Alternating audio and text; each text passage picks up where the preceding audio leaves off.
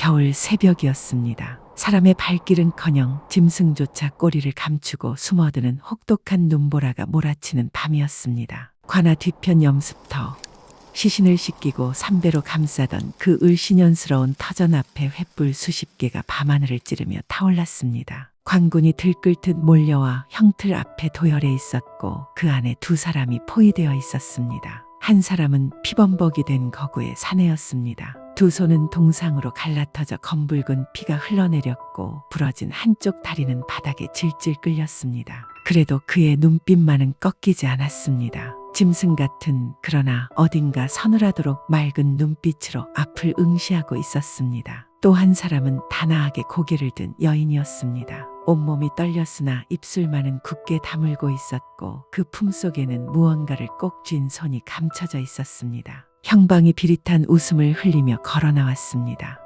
이 꼴을 봐라. 감히 염쟁이 주제에 관아에 들어와 죄를 묻겠다고? 하하, 천하의 웃음거리로다. 시체 냄새나 풍기는 천한 놈이 어디서 칼을 휘두를 생각을 했느냐? 죽은 자의 혀 밑에서 나온 고변문 하나가 오늘 밤을 불렀습니다. 사내는 대답하지 않았습니다. 형방이 사내의 턱을 발끝으로 쳐들며 말했습니다. 입이 있으면 말을 해봐라. 어디서 그런 배짱이 나왔는지 어디 죽기 전에 들어보자. 그제야 사내가 입을 열었습니다. 갈라터진 입술 사이로 나온 목소리는 낮고 서늘했습니다. 내 손가락이 다 부러져도 그는 멈췄다가 다시 이었습니다. 내 죄는 씻겨지지 않는다. 형방의 얼굴이 굳었습니다. 관군들도 술렁였습니다. 그 눈빛 때문이었습니다. 두들겨 맞고 피범벅이 되어 뼈가 부러진 사람의 눈에서 그런 눈빛이 나와서는 안 됐습니다. 바로 그 순간 여인이 품속에 손을 넣었습니다.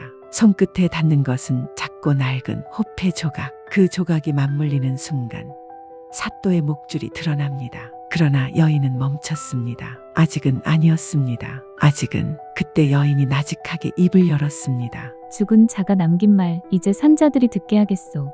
이것은 그 두 사람이 지옥 같은 20년을 거슬러 마침내 이 자리에 서기까지의 이야기입니다. 때는 지금으로부터 꼭 20년 전 일이었습니다. 그날 한 장의 장부가 사람을 죽였습니다. 한양의 을씨년스러운 겨울 어느 날 채령 아기씨는 7살이었습니다. 대감되게 어여쁜 아가씨로 비단 저고리를 입고 귀한 음식을 받아먹으며 자라난 아이였습니다. 눈이 무릎까지 쌓이던 그날 아기씨는 방 안에서 술을 놓고 있었습니다. 평소처럼 고즈넉하고 평온한 겨울 오후였습니다. 그런데 갑자기 바깥에서 고함 소리가 들렸습니다. 쿵 하고 대문이 부서지는 소리가 났습니다. 역적을 잡아라. 이 집 사람은 하나도 빠짐없이 결박해라. 채령 아기씨는 수틀을 놓쳤습니다. 눈이 동그래진 채로 방문 쪽을 보았습니다. 방 밖에서 유모가 비명을 질렀고 발소리가 우르르 몰려들었습니다. 대감, 즉 채령의 아버지는 평생을 청백리로 살아온 분이었습니다. 탐과 놀이들이 저지른 세금 착복과 장부 조작의 실상을 상소로 올렸다가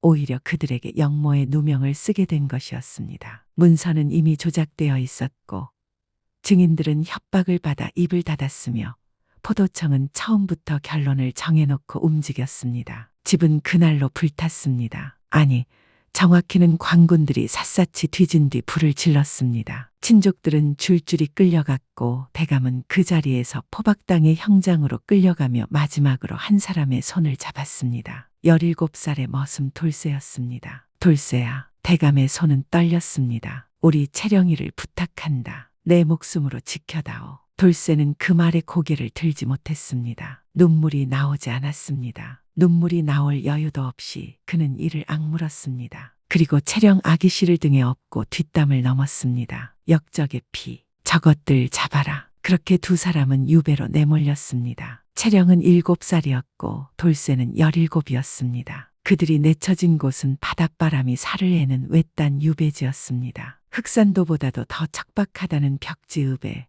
역적의 자식과 역적 집머슴이라는 딱지만 붙인 채 귀양사리로 내던져졌습니다. 조정은 처음부터 이 두 사람을 죽일 생각이 없었습니다. 죽이기엔 너무 어렵고 살려두고 밑바닥에서 썩게 만드는 것이 더한 형벌이라 여겼습니다. 역적의 핏줄이 지옥 같은 삶을 살며 스스로 무너지는 꼴을 지켜보는 것, 그것이 권력자들의 진짜 즐거움이었습니다. 살을 내는 듯한 칼바람이 들이치는 유배지에는 유난히도 혹독한 겨울이 찾아왔습니다. 인적조차 드문 산비탈에 다 허물어져가는 폐가 한 채가 위태롭게 서 있었습니다. 지붕에는 구멍이 숭숭 뚫려 하늘이 훤히 내다보였고 문풍지는 너덜너덜해져 황소바람이 제 집 드나들듯 들이쳤습니다. 그 냉골 바닥, 지푸라기 더미 속에 조그만 인기척이 있었습니다. 이제 막 7살이 된 채령 아기씨였습니다. 한때는 한양의 으리으리한 대감댁에서 비단 옷만 입고 귀하게 자랐던 채령이었으나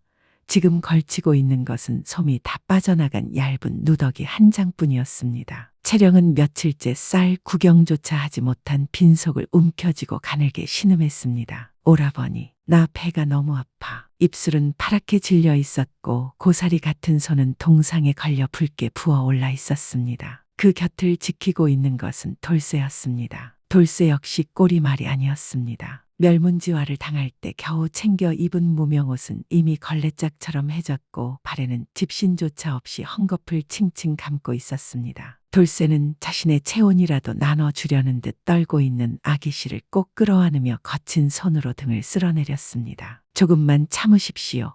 아기씨, 제가 어떻게든 먹을 것을 구해오겠습니다. 역적의 자식들에게 줄 쌀이 어디 있느냐? 그 쌀로 개를 먹이면 집이라도 지키지. 저것들은 살려도 나라에 해만 된다. 이방은 매몰차게 배급을 끊어버렸고 가져온 식량마저 바닥난 지 오래였습니다. 돌쇠는 휑한 부엌을 바라보며 마른 침을 삼켰습니다. 아궁이는 차갑게 식어 재만 날리고 있었고 무쇠솥은 꽁꽁 얼어붙어 있었습니다. 이대로 가다가는 굶어 죽기 전에 얼어 죽을 판이었습니다. 돌쇠는 입술을 꽉 깨물었습니다. 자리에서 벌떡 일어났습니다. 아기씨, 잠시만 기다리십시오. 제가 금방 다녀오겠습니다. 낡은 지게를 짊어지고 마을로 향했습니다. 사나운 바닷바람이 뺨을 때렸지만 배고픔에 신음하던 아기씨의 얼굴이 어른거려 추위도 느낄 수 없었습니다. 마을 어귀에 들어서자 장터에는 생선 굽는 냄새와 밥 짓는 냄새가 진동했습니다. 돌쇠의 배에서 천둥 같은 소리가 났지만 그는 냄새를 애써 외면하며 떡방앗간 앞으로 다가갔습니다. 나리, 땔감 좀 패드릴까요? 힘쓰는 일이라면 뭐든 잘합니다. 밥 한 덩이만 주시면 감사하겠습니다. 돌쇠가 굽신거리며 말을 꺼내기도 전에 방앗간 주인이 획고개를 돌렸습니다. 돌쇠의 얼굴을 확인한 주인의 표정이 순식간에 일그러졌습니다. 에이,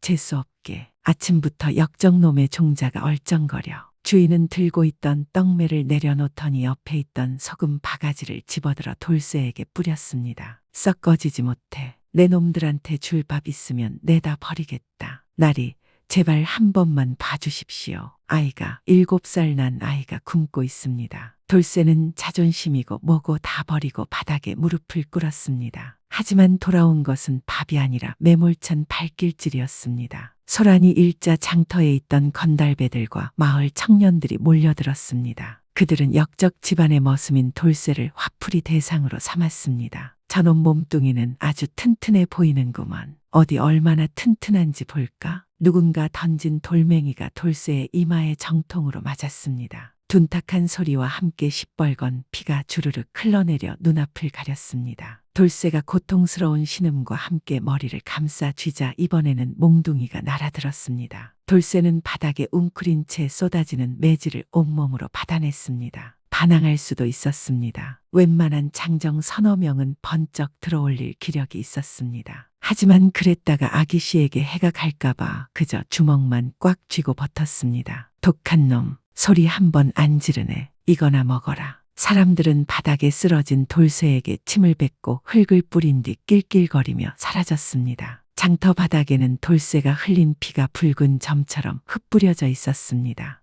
해질 무렵이 되어서야 돌쇠는 절뚝거리며 폐가로 돌아왔습니다. 빈손이었습니다. 퉁퉁 부어오른 얼굴과 찢어진 옷, 피범벅이 된 모습을 본 채령이 쏘스라치게 놀라 달려왔습니다. 오라버니, 이게 무슨 일이야? 피가 나잖아. 채령은 돌쇠의 피 묻은 얼굴을 고사리 같은 손으로 닦아내며 달동 같은 눈물을 뚝뚝 흘렸습니다. 배고픔 따위는 이미 잊은 듯했습니다. 나는 괜찮아. 밥은 안 먹어도 돼. 그러니까 오라버니 나가지 마. 채령은 돌쇠의 품에 파고들어 서럽게 울었습니다. 그 작고 따뜻한 몸이 파들파들 떨리는 것을 느끼며 돌쇠는 가슴이 찢어지는 듯한 고통을 느꼈습니다. 몽둥이에 맞은 등짝보다 자신을 걱정해주는 이 어린 아기씨를 굶겨야 한다는 사실이 뼛속까지 파고 들어갔습니다. 나는 천하의 불충한 놈이다. 주인 어른과의 약속 하나 지키지 못하고. 돌쇠는 체령을 재운 뒤 밖으로 나와 차가운 밤하늘을 올려다보았습니다. 별은 야속하게도 밝게 빛나고 있었습니다. 그때 멀리서 마을 촌장 집 하인들이 투덜거리는 소리가 들려왔습니다. 에이, 더러워서 못해 먹겠네. 똥지개꾼이 도망가서 이 밤중에 내가 이걸 해야 한단 말이야. 다른 하인이 맞장구 쳤습니다. 누가 아니래. 냄새는 고약하지. 똥독이 오르지. 돈을 줘도 안 한다는 게 똥장군 아니냐? 그 순간 돌쇠의 눈이 번뜩였습니다. 사람들이 가장 꺼리는 일, 천하디천한 일이라 거지들도 마다한다는 오물 치우기. 돌쇠는 주먹을 꽉 쥐었습니다. 양반집 머슴으로서 쌀가마 나르던 자존심 따위는 개나 줘버려야 했습니다. 지금 당장 아기씨의 입에 밥 한 숟가락 넣을 수 있다면 오물이라도 마실 수 있었습니다. 돌쇠는 절뚝거리는 다리를 끌고 촌장 집으로 향했습니다. 그 일 제가 하겠습니다. 하인이 깜짝 놀라 뒷걸음질 쳤습니다. 피딱지가 앉은 얼굴의 거구에 돌쇠가 불쑥 나타났으니 놀랄만도 했습니다. 똥을 푸든 시체를 나르든 상관없습니다. 시키는 건 뭐든 할 테니 쌀을 주십시오. 쌀이 안 되면 볼이라도 좋습니다. 돌쇠의 눈빛은 곤줄박이 짐승처럼 형형하게 빛나고 있었습니다. 하인은 그 기세에 눌려 헛기침을 했습니다. 이놈 봐라. 이거 보통 일이 아닌데 괜찮겠냐? 똥독이 오르면 살이 썩어 문드러지는 일이야. 상관없습니다. 좋다. 마다할 놈이 없어 골치였는데 잘 됐구먼. 대신 보리쌀 2대다. 더는 못 줘. 보리쌀 2대. 장정의 품삯으로는 터무니없이 적은 양이었지만 돌쇠에게는 아기씨를 며칠 살릴 수 있는 생명줄과 같았습니다. 고맙습니다. 정말 고맙습니다. 돌쇠는 넙죽 절을 하고는 곧바로 자기 몸집만 한 똥장군을 지게에 짊어졌습니다. 뚜껑이 헐거워 출렁거릴 때마다 누런 오물이 등줄기를 타고 흘러내렸고 역한 악취가 코를 찔러 구역질이 올라왔습니다. 그러나 돌쇠는 이를 악물었습니다. 나는 이제 사람이 아니다. 나는 아기씨를 지키는 짐승이다. 짐승에게는 냄새도 수치심도 없는 법이다. 그날 밤 돌쇠가 받아온 보리쌀로 지은 밥 냄새가 폐가에 가득 찼습니다. 자다 깬 채령이 허겁지겁 밥을 먹는 모습을 돌쇠는 문 밖에서 지켜보았습니다. 오라버니,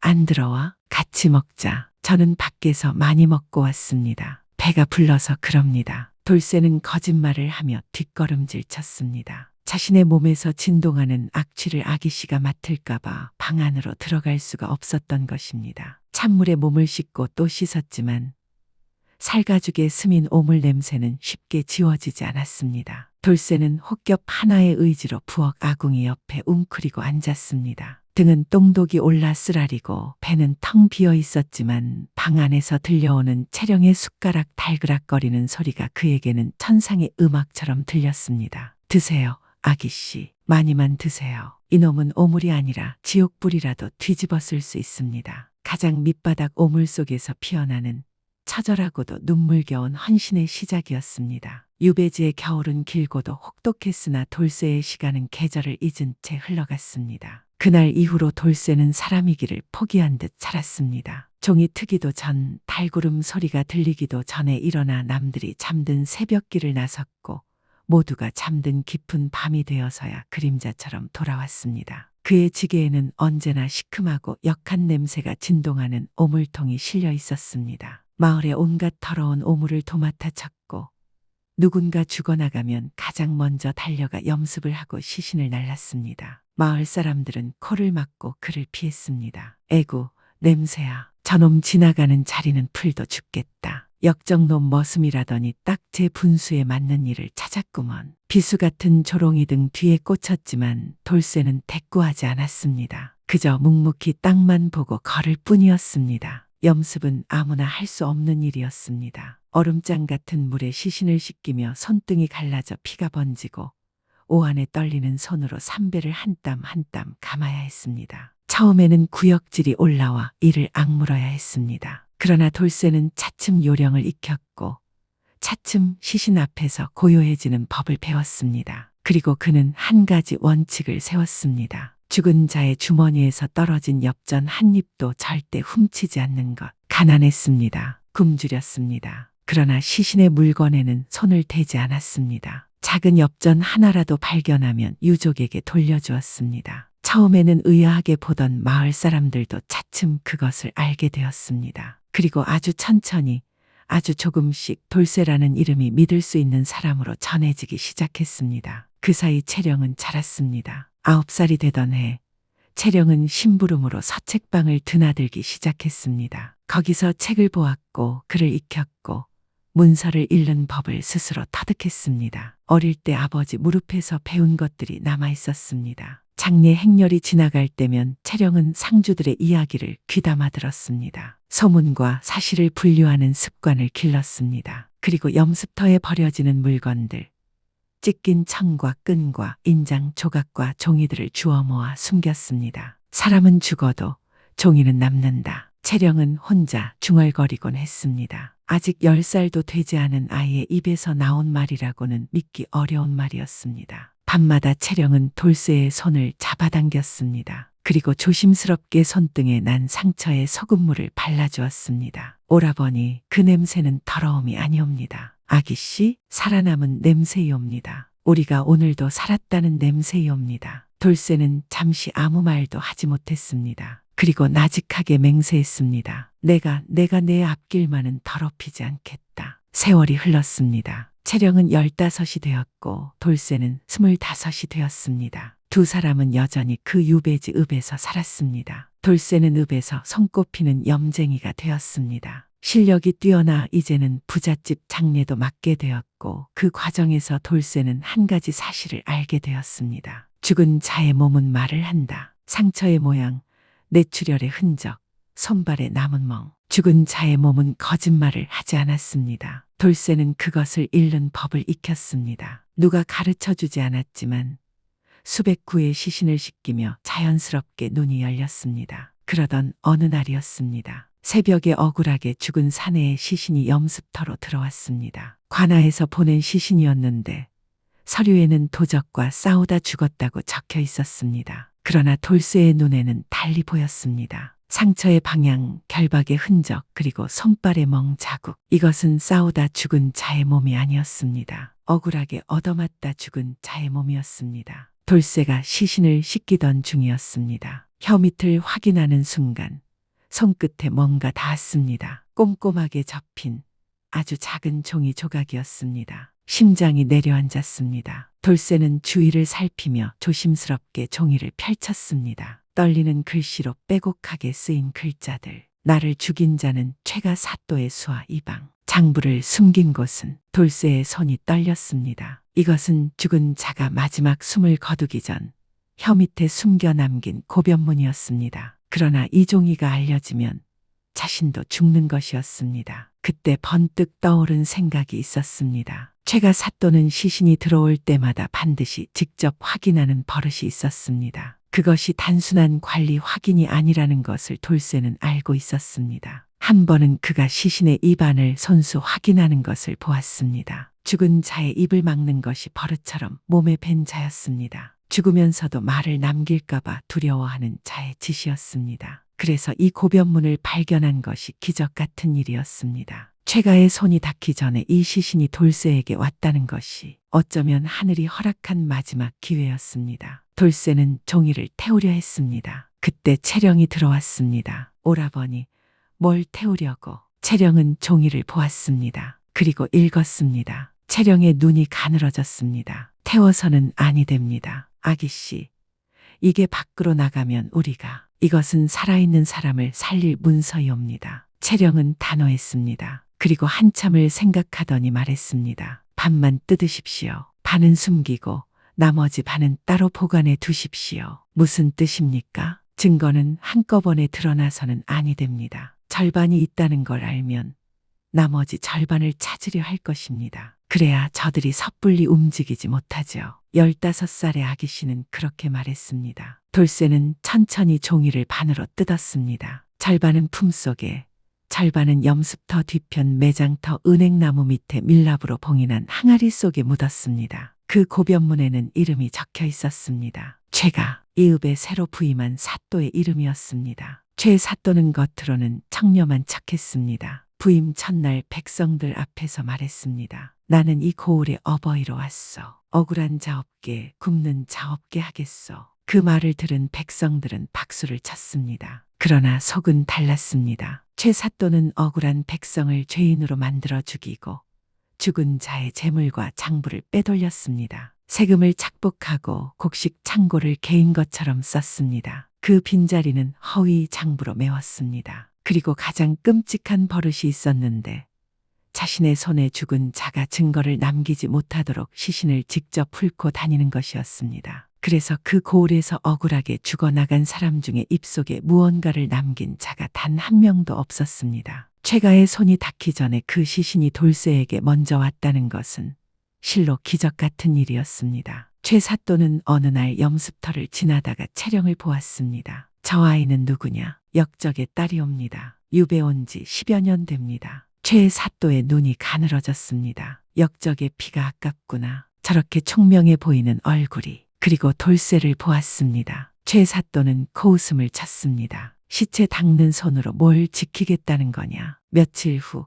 채령에게 불호령이 내려왔습니다. 관하로 들어와 장부 필사를 하라는 것이었습니다. 채령은 이상함을 직감했습니다. 그를 아는 죄인의 딸을 관하로 부르는 이유가 장부 필사만일 리 없었습니다. 채령은 거절했습니다. 최 사또는 웃었습니다. 거절한다고 역적의 자식이 감히. 좋다. 그럼 관노비로 만들겠다. 내 오라버니라는 그 염쟁이 놈도 함께. 최 사또는 돌쇠도 따로 불렀습니다. 그리고 거래를 제안했습니다. 내가 입 다물고 내 말을 들으면 그 아이만은 살려주겠다. 돌쇠는 이를 악물었습니다. 반항하고 싶었습니다. 지금 당장 이자의 목을 잡고 싶었습니다. 그러나 여기서 손을 들었다가는 역모로 몰려 채령이 죽는 것이었습니다. 함정이었습니다. 처음부터 함정이었습니다. 돌쇠는 주먹을 쥔 채 물러섰습니다. 채령은 굴욕을 삼켰습니다. 하루만 시간을 주십시오. 하룻밤 사이에 최 사또는 움직였습니다. 돌쇠가 마을 장정들에게 호신술을 가르쳐 온 것을 누군가 일렀습니다. 관군이 그것을 사병양성이라 불렀고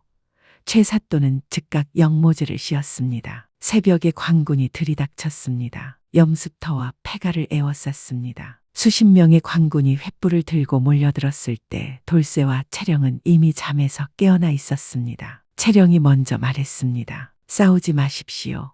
오라버니, 아직 때가 아닙니다. 돌쇠는 이를 악물었습니다. 알고 있었습니다. 지금 반항하면 끝이라는 것을. 그는 창대를 쳐내대 사람을 다치게 하지 않으려 몸을 움직였습니다. 그러나 사방에서 그물이 날아들었습니다. 몽둥이가 빗발쳤습니다. 숫자가 너무 많았습니다. 결국 돌쇠는 쓰러졌습니다. 무릎이 꺾였습니다. 채령이 뛰어들었습니다. 그 사람은 죄가 없다. 죄가 없다고. 최 사또가 형장의 모습을 드러냈습니다. 백성들이 구경하러 몰려들었습니다. 최 사또는 흐뭇한 표정으로 둘을 내려다보았습니다. 전연을 잡아라. 관군들이 채령에게 달려들었습니다. 채령은 저항했지만 역부족이었습니다. 돌쇠는 포승을 끊으려 버둥거렸습니다. 손 떼지 마. 그 아이에게 손 떼지 마라. 관군의 몽둥이가 사정없이 돌쇠의 등을 내리쳤습니다. 돌쇠는 비틀거렸지만 쓰러지지 않았습니다. 그 눈빛이 최 사또를 향해 꽂혔습니다. 최 사또는 차갑게 명령했습니다. 다리를 부러뜨려라. 순간 채령이 숨을 멈췄습니다. 둔탁하고 섬뜩한 소리가 났습니다. 우지끈. 돌쇠가 무너졌습니다. 그러면서도 최후의 힘으로 고개를 들어 채령을 찾았습니다. 아기씨, 다치지 마. 보지 마. 채령의 얼굴이 하얗게 질렸습니다. 지하 감옥은 땅 밑에 냉기가 그대로 올라오는 곳이었습니다. 촛불 하나가 간신히 타고 있었습니다. 채령은 자신의 치마를 찢었습니다. 그리고 그 천으로 돌쇠의 부러진 다리를 조심스럽게 감쌌습니다. 돌쇠는 실신 직전이었지만 입술을 악물고 버텼습니다. 나는 이제 폐인이 되었소. 돌쇠가 낮게 말했습니다. 스스로를 향한 말이었습니다. 채령은 고개를 들지 않고 계속 붕대를 감았습니다. 그래서 어찌하겠다는 것이요? 돌쇠는 말을 잇지 못했습니다. 함께 나갑니다. 오라버니가 못 걸으면 소녀가 없겠습니다. 채령의 목소리는 떨렸지만 눈빛은 흔들리지 않았습니다. 돌쇠는 저도 모르게 눈물이 났습니다. 살면서 눈물을 거의 흘리지 않았던 사람이었습니다. 그런데 이 어두운 감옥 바닥에서 죽음을 하루 앞에 두고 아기 씨가 자신의 다리를 감싸주는 것을 보며 눈물이 흘렀습니다. 마지막 부탁을 들어주십시오. 돌쇠가 조용히 말했습니다. 내일 내가 소리를 지르며 시선을 끌 테니 아기 씨만이라도 도망치십시오. 안 돼. 아기 씨, 안 된다고. 채령은 돌쇠의 말을 끊었습니다. 그리고 품속에 손을 넣었습니다. 나온 것은 두 가지였습니다. 낡고 작은 호패 조각 하나, 그리고 반으로 뜯긴 종이 한 장. 우리에게 증거가 있습니다. 죽은 자가 혀 밑에 남겨준 증거가. 돌쇠의 눈이 흔들렸습니다. 내일 죽기 전에 판을 뒤집겠습니다. 채령은 간수를 불렀습니다. 그리고 조심스럽게 숨겨두었던 비단 조각을 내밀었습니다. 간수의 눈이 빛났습니다. 이것을 주막 구석에서 술만 마시는 그 늙은 나그네에게 전해주게. 이 호패 조각과 함께 간수가 눈을 가늘게 떴습니다. 그 영감이 누구요? 모르면 됩니다. 전해주기만 하면 돼요. 그 늙은 나그네는 떠돌이 의원처럼 보였습니다. 술주 정뱅이처럼 보였습니다. 그러나 채령은 이 고을에서 몇 달을 살며 그가 가끔 깊은 눈빛으로 관아를 훑어보는 것을 보았습니다. 그의 집신 바닥이 멀리서 온 사람의 것처럼 달아 있었고 허리춤에는 술병 옆에 뭔가 무거운 것이 숨겨져 있었습니다. 보통 사람이 아니었습니다. 한편 그 시각 최가가 불안에 떤다는 것을 채령은 알고 있었습니다. 죽은 사내의 시신을 돌쇠가 먼저 씻겼다는 것, 그리고 그 입안이 이미 비어 있었다는 것을 최가는 아직 모르고 있었습니다. 그 공포가 최가를 조급하게 만들었고 조급함이 실수를 만들었습니다. 내일이었습니다. 아침이 왔습니다. 백성들이 형장에 모여들었습니다. 역모를 꾸몄다는 염쟁이와 역적의 딸이 처형당한다는 소문이 퍼진 것이었습니다. 구경꾼들이 웅성거렸습니다. 그런데 그 구경꾼 무리 속에는 낯선 얼굴들이 섞여 있었습니다. 포목상 차림의 사내, 엿장수 차림의 노인, 지게꾼 행색의 장정들. 그들은 어제 오늘 갑자기 이 고을에 나타난 자들이었습니다. 주막이며 장터며 객주집에 조용히 흩어져 앉아 술도 마시지 않고 술잔만 만지작거리고 있었습니다. 최사또는 높은 자리에 앉아 흐뭇한 표정을 지었습니다. 돌쇠는 끌려 나왔습니다. 부러진 다리를 끌며 걷는 모습에 구경꾼들이 수군거렸습니다. 그러나 돌쇠의 눈빛은 꺾이지 않았습니다. 그 서늘하고 맑은 눈빛으로 최사또를 똑바로 보았습니다. 최사또는 시선을 피했습니다. 채령도 끌려 나왔습니다. 고개를 들었습니다. 흔들리지 않았습니다. 망나니가 칼을 들고 섰습니다. 최사또가 손을 들었습니다. 집행아, 잠깐. 갑자기 인파 속에서 고함이 터져나왔습니다. 술주 정뱅이처럼 보이던 늙은 나그네가 군중을 헤치고 형장 한가운데로 걸어 나오고 있었습니다. 아무것도 아닌 것처럼 보이던 그 늙은이가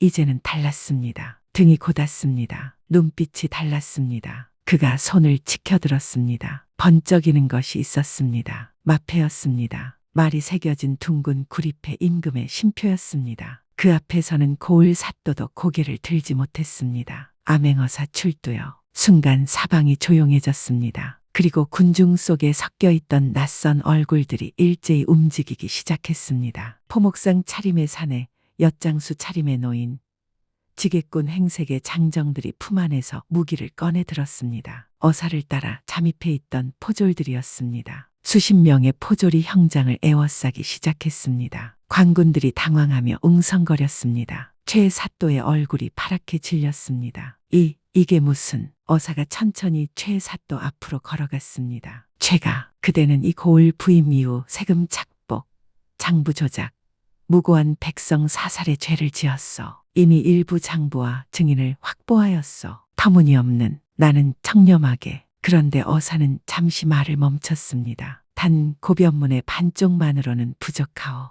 최사또의 얼굴에 순간 안도의 빛이 스쳤습니다. 그렇소. 반쪽짜리 낙서 따위로 사또를 죄인 취급한다는 것이. 아기씨, 돌쇠가 낮게 말했습니다. 채령은 고개를 끄덕였습니다. 그리고 품속에서 반으로 뜯긴 종이를 꺼냈습니다. 어사가 잠시 눈을 좁혔습니다. 나머지 반쪽은 채령은 망설이지 않았습니다. 형장에서 뒤편 매장터 쪽을 가리켰습니다. 저기 은행나무 아래 사람들이 우르르 몰려갔습니다. 삽이 들어갔습니다. 땅이 파헤쳐졌습니다. 그리고 얼마 지나지 않아 흙 속에서 밀랍으로 봉인된 작은 항아리 하나가 나왔습니다. 어사가 직접 뚜껑을 열었습니다. 항아리 속에서 나온 것들, 종이의 나머지 반쪽, 그리고 그 옆에 차곡차곡 접혀있던 장부, 그리고 붉은 인주가 찍힌 인장, 채령이 종이의 두 반쪽을 맞붙였습니다. 완성된 고변문이 드러났습니다. 어사가 읽기 시작했습니다. 그의 목소리가 높아졌습니다. 나를 죽인 자는 최가 사또의 수하 이방. 나는 구율미를 착복하는 장부를 직접 베껴 쓴 자로서 더 이상 죄를 감출 수 없어 이를 고하노라. 형장이 조용해졌습니다. 그때 군중 속에서 한 사람이 앞으로 걸어 나왔습니다. 고을 관아 곡식 창고를 관리하던 창고직이 노인이었습니다. 오랫동안 두려움에 떨며 입을 닫고 살았던 자였습니다. 저도 말씀드리겠습니다. 노인은 떨리는 목소리로 말했습니다. 저는 지난 3년간 최가 사또가 착복한 곡식의 양을 기록해 두었습니다. 말하면 죽을까봐 두려워 숨겨왔으나 이 자리에서 더 이상 침묵할 수가 없습니다. 노인의 손에는 낡은 천 조각으로 싼 작은 두루마리가 들려 있었습니다. 고변문, 장부, 그리고 증인의 증언, 이제 세 가지가 갖추어졌습니다. 어사는 장부를 펼쳤습니다. 진짜 세금 기록과 조작된 허위 기록의 차이가 낱낱이 드러났습니다. 착복된 곡식의 양, 죽임을 당한 자들의 이름, 관련된 아전들의 목록, 그리고 마지막 줄, 채령의 아버지가 왜 영모의 누명을 쓰게 되었는지도 기록되어 있었습니다. 그는 이 비리를 알았기 때문에 죽었습니다. 역적이 아니었습니다. 비리를 파헤치다 희생된 충신이었습니다. 채령은 그 줄을 읽고 그 자리에 주저앉았습니다. 눈물이 흘렀습니다. 20년 만에 처음 흐르는 아버지를 향한 눈물이었습니다. 아버지, 돌쇠는 부러진 다리로 간신히 버티며 채령 곁으로 다가와 아무 말 없이 그 어깨를 잡았습니다. 형장에 모인 백성들이 술렁이기 시작했습니다. 우리가 쏘갔다. 저 사또가 우릴 속였어. 억울하게 죽은 사람들이 얼마나 되는 거야. 분노가 형장을 휩쓸었습니다. 최 사또는 도망치려 했습니다. 포졸들이 앞을 막았습니다. 발악했습니다. 포졸들이 제압했습니다. 그 순간 돌쇠가 입을 열었습니다. 부러진 다리를 끌며 피범벅이 된 얼굴로 그러나 서늘하고 또렷하게 내 다리는 부러졌다. 최 사또가 돌아보았습니다. 그래도 돌쇠의 눈이 최 사또를 똑바로 응시했습니다. 내 죄는 못 도망간다. 최 사또는 그날로 포박되었습니다. 재산은 몰수되어 백성들에게 환급되었습니다. 착복된 곡식 창고가 열렸고 오랫동안 굶주리던 백성들에게 나뉘었습니다. 수하 이방과 관련된 아전들도 줄줄이 잡혀갔습니다. 최 사또는 유배를 떠났습니다. 죽음보다 길고 지루한 고통 속으로 한때 자신이 백성들에게 퍼부었던 형벌처럼 차갑고 척박한 곳에서 살아남아야 하는 형벌 속으로, 그리고 채령에게는 교지가 내려왔습니다. 아버지의 누명이 벗겨지고 집안이 복권된다는 내용이었습니다. 20년 만에 역적의 딸이라는 딱지가 떼어지는 순간이었습니다. 어사가 돌쇠 앞에 섰습니다. 그대의 신의와 담력을 보았소. 엽전 한 입 훔치지 않은 그 손이 결국 진실을 건졌소. 돌쇠에게도 면천이 내려졌습니다. 노비 문서가 파기되었습니다. 그러나 돌쇠의 다리는 영영 절룩거릴 것이었습니다. 마지막 날 두 사람은 형장이었던 그 자리에 서 있었습니다. 채령이 먼저 말했습니다. 이제 어찌할 셈이요? 돌쇠는 잠시 생각했습니다. 그는 자신의 손을 내려다보았습니다. 갈라터지고 굳은 살이 박인 손, 염습터의 물과 삼배와 겨울바람이 만들어낸 손. 나는 여전히 염쟁이여 억울하게 죽은 자들을 씻기는 일을 하겠소. 죽은 자가 남기는 것들을 읽는 일을 하겠소.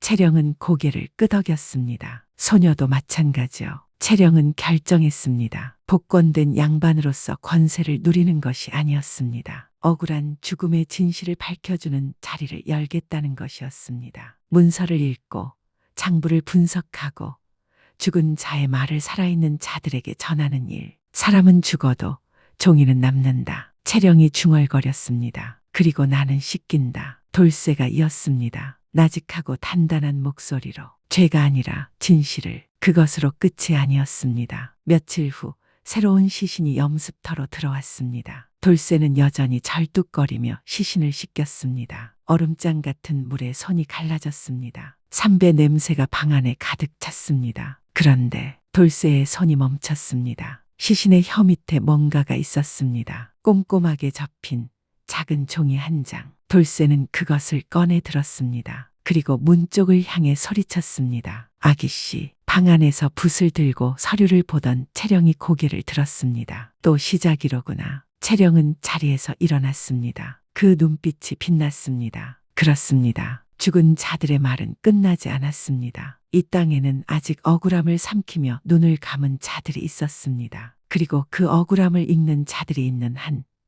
진실은 사라지지 않는 법이었습니다. 사람은 죽어도 종이는 남는다. 나는 씻긴다. 죄가 아니라 진실을. 오늘 이야기는 여기까지입니다. 오물통을 짊어지고 겨울밤을 걸어야 했던 소년이 있었습니다. 역적의 딸이라는 돌팔매를 맞으면서도 종이 한 장을 모아 숨기던 아이가 있었습니다. 두 사람은 지옥 같은 20년을 오직 서로를 지키며 버텨냈습니다. 그리고 마침내 죽은 자의 입을 빌려 살아있는 자들의 억울함을 씻어냈습니다. 세상에는 아직도 억울한 죽음이 있습니다. 그리고 그 억울함을 기억하는 사람이 있는 한 진실은 언젠가 반드시 땅 위로 올라오는 법입니다. 오늘 이야기가 여러분 마음속 깊은 곳을 건드렸다면 구독과 좋아요 한 번씩 부탁드립니다. 지금 어디서 이 이야기를 듣고 계신지 댓글로 남겨주세요. 댓글 남겨주신 모든 분께 돌쇠와 채령처럼 어떤 지옥 속에서도 꺾이지 않는 의지와 기적 같은 역전의 행운이 깃들기를 기원하겠습니다.